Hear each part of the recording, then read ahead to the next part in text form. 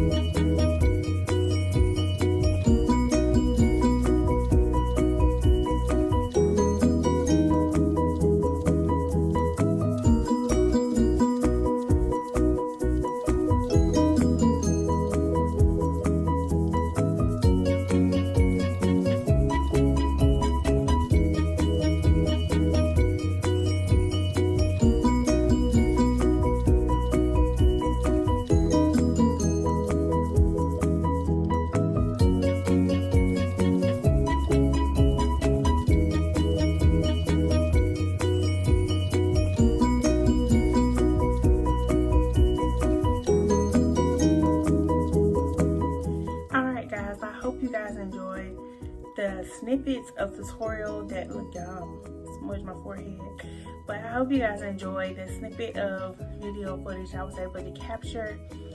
Because of the filming issues, I did include, as you can see, some snippets from my TikTok videos of complications I put together to achieve this look.